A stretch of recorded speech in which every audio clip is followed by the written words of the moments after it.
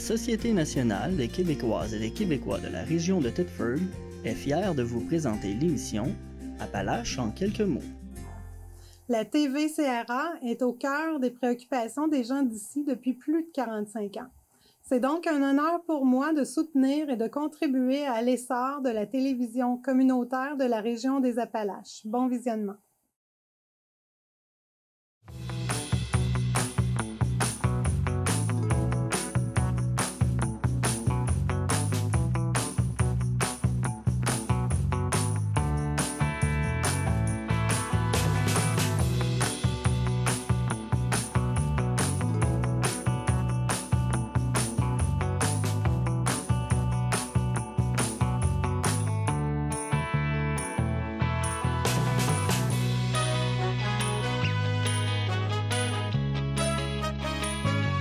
Madame, Monsieur, bienvenue à votre émission habituelle d'information Appalaches en quelques mots.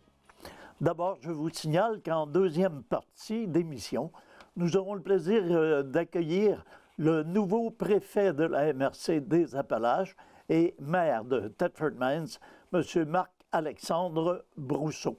Alors, en deuxième partie de notre émission. Le 1er décembre prochain aura lieu la 22e édition de la guignolée des pompiers de la ville de Thetford Mines. Encore cette année, 5 circuits ont été aménagés à différents endroits sur le territoire de la ville et une cinquantaine de bénévoles solliciteront la générosité de la population thetfordoise. Tous les dons seront remis à la Banque alimentaire La Vigne, un organisme qui vient en aide chaque semaine à près de 200 familles démunies de la région.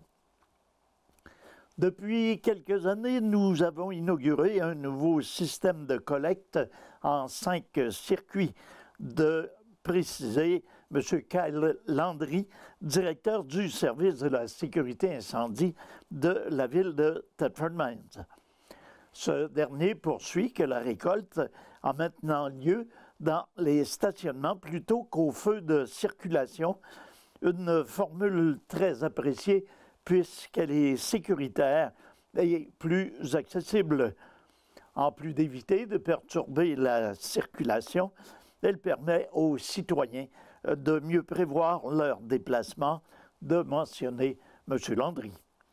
Le 1er décembre prochain, donc, entre 7h et 18h, des équipes de bénévoles ainsi que les pompiers recueilleront les dons aux endroits suivants: dans le stationnement du centre commercial de Black Lake, dans le stationnement de l'église de Robertsonville, dans le stationnement du BMR, boulevard Frontenac, dans le stationnement du centre Mario Gosselin de la rue Saint-Alphonse et au 1350 de la rue Notre-Dame-Est, anciennement la clinique de denturologie Éric Allaire.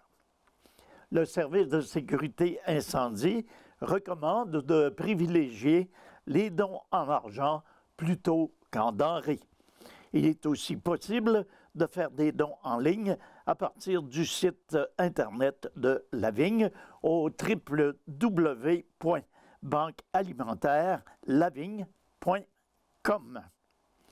En décembre 2022, la guignolée des pompiers a permis de récolter un montant record de 42 554 $. Depuis le tout début, en 2002, c'est près de 559 000 $ de denrées qui ont été redistribuées par la Banque alimentaire La Vigne aux familles défavorisées de la région de Thetford. Selon les années, cette activité peut représenter jusqu'à 25 % des revenus totaux de La Vigne.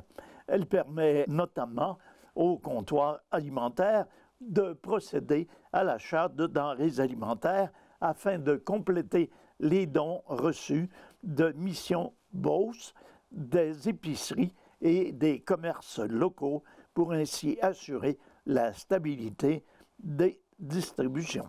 Toujours dans l'esprit des fêtes, depuis maintenant 10 ans, Sanitaire Fortier et Sanitaire Fortier Beauce se sont engagés à offrir une gamme complète de services de gestion en matière résiduelle dans les régions des Appalaches, de la Beauce et de l'Estrie. C'est avec une grande joie que pour une 7e année consécutive, nous retrouvons l'initiative du coffre au trésor qui revient pendant la période des fêtes. L'objectif de Sanitaire Fortier est d'apporter de la chaleur et du réconfort aux familles moins fortunées. À cette fin, Sanitaire Fortier a installé 2 conteneurs magnifiquement décorés à Thetford Mines et à Saint-Georges-de-Beauce, où vous pouvez déposer des jouets et des jeux d'occasion propres et en bon état. La période des fêtes est un moment où le partage et la solidarité prennent tout leur sens. C'est pourquoi Sanitaire Fortier met à la disposition des citoyens ce coffre au trésor afin de récolter des jouets et des jeux pour les offrir aux enfants dans le besoin par l'intermédiaire d'organismes communautaires essentiels tels que la Moisson de la famille Beauce-Etchemin, le Berceau de Saint-Georges, la Banque alimentaire La Vigne, le Centre d'action bénévole du Granit, ainsi que le réseau Entraide des Appalaches. C'est une activité qui comble tout le monde de satisfaction et d'enrichissement. Vous pouvez déposer donc vos jouets usagés à tout moment de la journée dans les 2 conteneurs en question. Chez Sanitaire Fortier, au 3878 du boulevard Frontenac-Est à Thetford Mines, et chez Sanitaire Fortier Beauce, au 1825 de la 95e rue à Saint-Georges-de-Beauce. La collecte de jouets est débutée depuis le 1er novembre dernier et se terminera le 15 décembre prochain. Les dons de jouets seront distribués tout au long de cette période par les organismes locaux aux enfants qui en ont besoin. Les dimanches 3 et 10 décembre à 14 h, la troupe de théâtre Les Cabotins poursuit sa saison 2023 avec une production de théâtre jeunesse, Alice au Pays des Merveilles.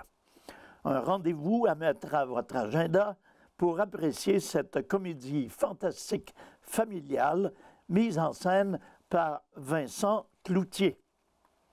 Lors d'une ennuyante leçon d'histoire avec sa grande sœur, Alice se retrouve malgré elle à poursuivre un lapin blanc qui l'emmènera à se précipiter dans un monde merveilleux où rien n'a plus le même sens. Commence alors un voyage au cours duquel elle fera connaissance de personnages insolites qui lui feront vivre toutes sortes de découvertes et d'aventures farfelues. C'est en collaboration avec le Centre de services scolaires des Appalaches que la troupe présentera cette pièce à plus de 1000 élèves au cours des mois de novembre et de décembre. Le but partagé par la troupe et le Centre de services scolaires des Appalaches est de faire vivre aux élèves une expérience de théâtre enrichissante. La distribution de cette pièce, Alice au Pays des Merveilles, est la suivante. Myriam Bolduc, Vincent Cloutier, le metteur en scène, Catherine Dulac, Jimmy Gagnon, Lynne Grenier, Rosie Kerouac, Samuel Lamotte, Sandrine Lefort, Julie Martineau, Bernard Turcotte et Maude Vachon. Terminons en mentionnant que les Cabotins vous rappelle qu'ils ont toujours à votre disposition des chèques cadeaux pour la période des fêtes. Alors, vous êtes invités à vous en procurer auprès de la troupe et les billets sont disponibles pour aller au Pays des Merveilles sur lepointdevente.com ou à l'adresse www.cabotin.com ou simplement au 88 338 1255. Donc, les 3 et 10 décembre à 14 h. Récemment, en présence d'élus et de membres de la commission de toponymie de la ville de Thetford Mines, avait lieu une activité protocolaire visant à inaugurer la nouvelle rue Anita Dion, nommée en l'honneur de la 12e personne et de la première femme à occuper le poste de maire de Rivière-Blanche. C'est à la suite d'une demande déposée par le service de l'urbanisme et du développement économique visant à donner un nouvel odonyme à cette rue non verbalisée qui était située au bout de la rue des Loisirs que la commission de toponymie de la ville de Thetford a déposé au conseil municipal de décerner le nom de la rue Anita Dion. L'implication citoyenne de Mme Dion est bien connue et la liste de ses réalisations est longue. C'est d'ailleurs au cours de ses mandats que se sont concrétisés les projets d'élargissement de la route 112 à 4 voies et des feux de circulation à l'angle de la route 112 et de la rue Johnson. Lorsque le nom nous a été proposé, les discussions ont été courtes et tous les élus étaient d'accord avec ce nom, de mentionner le maire de la ville de Thetford Mines, M. Marc-Alexandre Brousseau. Pour la part, Mme Dion s'est dite très heureuse de cette marque de reconnaissance. Les gens de ma municipalité ont toujours été très importants pour moi et une grande partie de ma vie a été consacrée au développement de Rivière-Blanche. Ça me fait vraiment chaud au cœur de voir mon nom apparaître aujourd'hui à cet endroit, à quelques pas de l'ancien hôtel de ville où était situé mon bureau. De conclure, Madame Dion. Et finalement, terminons cette première partie en mentionnant que le 6 novembre dernier, le conseil municipal a adopté un nouveau projet pilote visant à autoriser les citoyens à laisser leur véhicule la nuit en période hivernale dans une partie du stationnement situé au coin des rues Gangeot et Saint-Joseph. Si l'essai est concluant, les modifications au règlement pourraient être adoptées sur une base permanente. L'annonce récente des nouveaux programmes d'aide financière visant à soutenir et à accélérer le développement domiciliaire du centre-ville, jumelée au fait que la quasi-totalité des unités de logement sont actuellement occupées, ont encouragé les décideurs à se positionner quant aux actions à mettre en place pour faciliter l'accessibilité au stationnement. Alors, nouveau projet pilote, stationnement de nuit en période hivernale permis sur une partie du stationnement municipal au coin des rues Gangeot et Saint-Joseph. Après une brève pause, nous allons rejoindre M. Marc-Alexandre Brousseau, préfet de la MRC des Appalaches et maire de la ville de Thetford Mines. Alors, M. Brousseau, merci d'abord de vous être prêté à cette entrevue. Bien, ça fait plaisir. Et félicitations pour votre nomination à titre de préfet de la MRC des Appalaches. Alors, dans un premier temps, est-ce qu'on vit un moment particulier avec votre nomination? Bien, ça dépend toujours de notre définition de particulier, mais c'est la première fois que ça arrive que le maire de la Ville-Centre soit élu préfet à la MRC. OK. Alors, donc, c'est une première, puis vous allez devoir initier des choses. Comment se déroule le processus de nomination du préfet? Bien, c'est une bonne question. Tout le monde ne le sait pas, en fait, là, mais au niveau des postes électifs à la MRC, c'est à tous les 2 ans que c'est remis en jeu. On se souvient que nous, au municipal, on est élus pour 4 ans, mais à la MRC, c'est des mandats de 2 ans. Donc, le premier terme de Mme Patry, qui était la préfète sortante, se terminait. Ensuite de ça, bien, on arrive à la réunion de la MRC de novembre et les gens qui sont intéressés à la fonction peuvent manifester leur intérêt à ce moment-là. Cette fois-ci, Mme Patry a manifesté son intérêt de poursuivre et ben, moi d'appliquer sur la fonction. Donc, il y a eu à ce moment-là un processus d'élection. Et puis, donc, il y a un processus de vote qui se met en place, c'est un vote secret. Et puis, tout le monde n'a pas le même nombre de votes parce que ça va selon les tranches de population. Donc, la Ville de Thetford a droit à 8 votes. On se souvient qu'on est 19 municipalités. La municipalité d'Adstock, qui a passé le cap de 3 000 habitants, qui a maintenant 2 votes. Et les 17 autres ont chacune un vote. OK. Et le résultat en chiffres n'est jamais dévoilé? Non, non. Moi-même, je ne connais pas le résultat du vote. Tout ce que je sais, c'est que j'ai obtenu plus de 50 % des votes. Alors, c'est ce qui a fait en sorte que j'ai pu accéder à la fonction. C'est une surprise? Ça a été une surprise pour beaucoup de gens, en fait, parce que j'ai pas voulu non plus aller rencontrer les gens un par un pour essayer de les convaincre. L'objectif, c'était uniquement de lancer mon message. J'avais quand même validé l'intérêt pour voir ce que ça valait la peine que je fasse la démarche avec quelques personnes seulement. Et puis, sinon, je n'ai pas voulu non plus là, justement faire en sorte que ce soit des discussions de corridor. C'est pas mon style, les discussions de corridor. J'aime mieux parler toujours devant tout le monde. Alors, c'est pour ça que ça a été une assez grande surprise.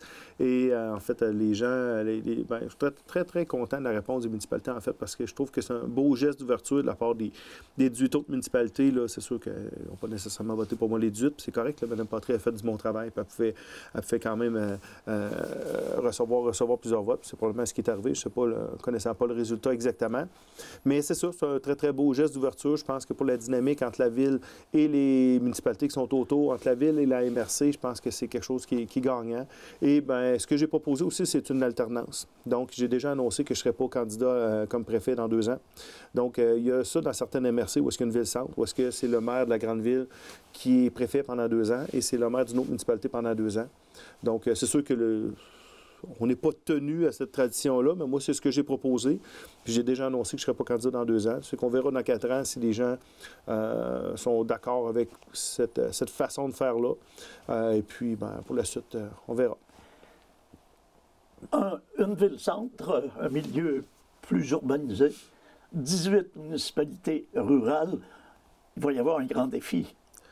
Oui, mais ce que j'ai, entre autres, dit aux 18 autres maires et mairesses, c'est que la Ville de Thetford est une ville fusionnée. La Ville de Thetford a autant, sinon plus que les autres, des rangs, des établissements agricoles. On a des noyaux villageois qui sont pas brillants, Robertson. On avait Thetford Sud, on a Blatt Lake qui est quand même un peu plus grand, mais c'est quand même un grand...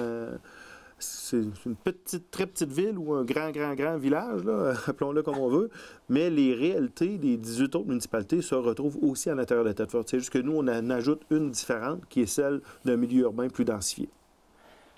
À titre de préfet, quels sont vos objectifs? Qu'est-ce que vous visez, compte tenu que vous avez fait part de votre volonté d'être nommé préfet? Alors, qu'est-ce que vous avez comme objectif? Bien, c'est sûr que ce qu'on veut, c'est l'organisation la plus efficace possible, la plus dynamique possible, d'avoir réussir à bien défendre nos dossiers parce qu'il y a quand même plusieurs enjeux actuellement sur la table pour la MRC. Quand on pense juste au dossier de l'amiante qui, avant ça, touchait que la Ville de Thetford, mais maintenant, les autres municipalités sont dans le collimateur comme nous, on l'est depuis 10 ans. Tout le dossier d'environnement, donc gestion de matières résiduelles, la notion des cours d'eau, le dossier éolien aussi, on entre dans une nouvelle phase de dossier éolien, toutes les questions de transport, les questions d'habitation, l'occupation du territoire.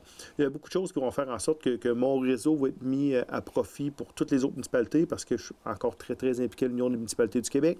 Je suis président de la table régionale des élus municipaux de Chaudière-Appalaches aussi. Donc, ça me donne plein d'occasions aussi de faire valoir les intérêts de notre région au complet. Il va vous rester du temps? J'en avais déjà pas. Mais il y a certaines choses qu'on va peut-être laisser tomber là, pour pouvoir vaquer de façon plus assidue à toutes mes autres occupations. On pourrait parler du poste de maire de Thetford. Au cours de la fin de semaine, il y a un journal de la municipalité de Québec, entre autres de la région de Québec, pour ne pas le nommer Le Soleil, qui avait un texte où on disait que les municipalités en 2024 vont devoir se serrer la ceinture. Alors, en cette période de confection du budget, est-ce que la ville de Thetford va vivre les mêmes contraintes? Bien, en fait, on vit toujours ces contraintes-là à chaque année. On vit l'inflation, j'ai envie de dire... J'allais dire plus durement. Non, les citoyens vivent l'inflation durement aussi parce que tous les taux d'intérêt, les hypothèques, le coût alimentaire est là. Puis on parle d'une inflation qui tourne 3, 4, 5 selon les mois qu'on regarde. À la ville de Thetford, l'inflation est plus grande que ça. Les services municipaux que nous, on consomme, c'est beaucoup plus grand que ça. Heureusement, on est dans une période où est-ce que ça se construit beaucoup à Thetford. On se dirige encore vers un 85-90 millions de valeur de permis de construction émise. Je vous rappelle qu'il y a 10 ans, quand j'ai été élu, la moyenne était autour de 30-35. Donc, c'est pratiquement le triple de ce qu'on faisait avant. Ça, c'est de la nouvelle construction, c'est de la nouvelle valeur, c'est des nouvelles taxes qui sont perçues autrement qu'aller chercher dans les poches directement les gens qui sont là. Alors ça nous aide à faire baisser la pression. L'année passée, on a réussi à augmenter les taxes de façon beaucoup moins importante qu'ailleurs. On espère que cette année, on va être encore largement sous la moyenne de ce qui va se faire ailleurs. Il y en a qui ont déjà annoncé des hausses de taxes très, très salées. Chez nous, ça devrait être quand même encore une fois très, très raisonnable. Mais oui, c'est un défi parce qu'en fait, encore plus qu'ailleurs, nos revenus viennent de la taxe foncière. La moyenne au Québec, c'est 60-65 %. Chez nous, c'est dans les 80-85 % parce qu'on a beaucoup moins de transferts gouvernementaux dans une ville de taille moyenne qu'il peut en avoir dans les petites et dans les grandes villes. Okay. Les oubliés au niveau des transferts gouvernementaux, c'est les villes de taille moyenne. Alors, mais malgré tout ça, on est largement sous la moyenne provinciale au niveau du compte de taxes. On a l'intention que ça demeure comme ça, tout en faisant des bons projets. Je pense qu'on améliore la qualité de vie des citoyens. On a quand même assez gros projets environnementaux. Je pense que ce n'est pas une cachette aussi qu'un des plus gros projets de l'histoire de la ville va se faire très bientôt. C'est un bassin de rétention pour les eaux usées dans le parc Saint-Noël. On parle d'un projet d'une vingtaine de millions de dollars. C'est extrêmement coûteux, mais il faut le faire pour le bénéfice de l'environnement. Après l'usine de traitement des eaux, ça serait un des plus gros projets? Oui, probablement, il faudrait que je réfléchisse plus que ça, mais probablement le deuxième plus gros parce que c'est vraiment gigantesque là, comme projet ce qu'on va faire. Là. Avant de parler du budget de 2024, on pourrait peut-être parler de celui de 2023. L'exercice financier va se terminer bientôt. On se dirige vers quoi? Bien, on n'a pas tous les chiffres encore, hein, parce que c'est beaucoup de comptabilité à faire, beaucoup de tenue de livre pour voir comment les choses bougent, mais c'est sûr qu'on va être en surplus cette année. En fait, il le faut, parce que ce qu'il faut savoir, c'est que pratiquement chaque année, on se sert du surplus de l'année précédente pour venir boucler le budget de l'année courante, ce qui fait en sorte de moins augmenter les taxes. Donc, écoutez, ça varie toujours entre 500 000 et les meilleures années, 2 millions de dollars de surplus. On va être certainement dans cette braquette-là, encore une fois, cette année. L'objectif, c'est de faire en sorte d'offrir un bon service aux citoyens, en même temps en faisant en sorte qu'on ne dépense pas sans compter, on dépense quand c'est nécessaire de le faire. On essaie de gérer un bon père de famille. Le budget, là, était de l'ordre de... On est rendu dans les 50 millions, autour de 49-50 millions. Alors, c'est rendu à ça que ça ressemble, là, le budget de la ville. Là. Dévoilement du budget 2024 aura lieu? On fait toujours ça dans le coin de la mi-décembre. Je n'ai pas la date exacte, là, mais c'est à la mi-décembre environ. À la mi-décembre. Oui. On parle de ville moyenne. Vous êtes allé faire un petit tour en France. Est-ce qu'on peut parler de mission économique? Bien oui, c'est sûr. C'est une mission avec plusieurs volets, en fait. Donc, il faut se souvenir qu'on a reçu l'année dernière. Tu sais, quand on sort jamais, il n'arrive jamais rien. Il y a quelques années, j'étais allé au même sommet, qui est le sommet sur l'innovation municipale en ville médiane, donc en ville de taille moyenne, c'est l'appellation qu'ils ont en France. Et ce sommet-là, en étant allé, j'ai réussi à faire en sorte qu'il soit à Thetford l'année dernière. Donc, on se souvient que si on est allé chercher un sommet international, 350-400 participants, c'est entre autres parce que j'ai été allé l'année d'avant en France. Donc, là, ils sont venus à Thetford. Maintenant, j'y suis retourné. On est allé avec plusieurs personnes parce qu'en fait, on a amené 2 entreprises avec nous de la région, une entreprise d'Isbroton personnes puis d'entreprises de Thetford. Et puis, il y avait des gens de la municipalité aussi, parce que l'objectif principal, c'est vraiment de démontrer des bonnes pratiques, des nouvelles façons innovantes de faire les choses dans le monde municipal. Donc, ça a été vraiment super intéressant. Et j'étais conférencier lors de cet événement-là. Et il y avait un autre événement tout juste avant, dans la ville de La Rochelle, où est-ce que c'était organisé, entre autres, par l'Union des municipalités. Donc, c'était les Assises franco-québécoises pour la coopération décentralisée. Ils font toujours des longs noms en France. Et puis là, j'étais conférencier aussi, donc ça a permis de faire, encore une fois, d'agrandir notre réseau de contacts, de faire rayonner la ville de Thetford, parce qu'on a plusieurs occasions de dire ce qu'on fait de bien chez nous.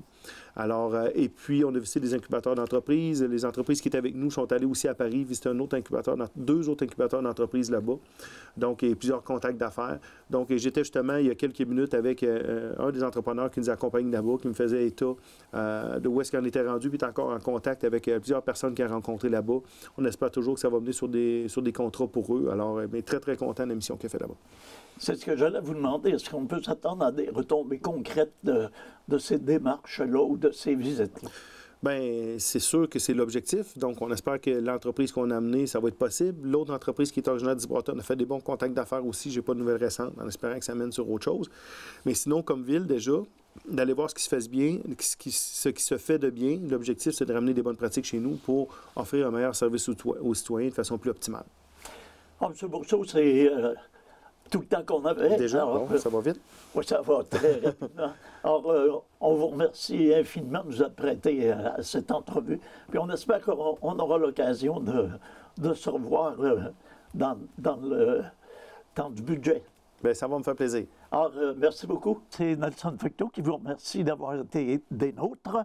Je vous invite à être à l'écoute la semaine prochaine pour une émission semblable. À tous et à toutes, une excellente semaine. Prenez soin de vous, prenez soin des vôtres.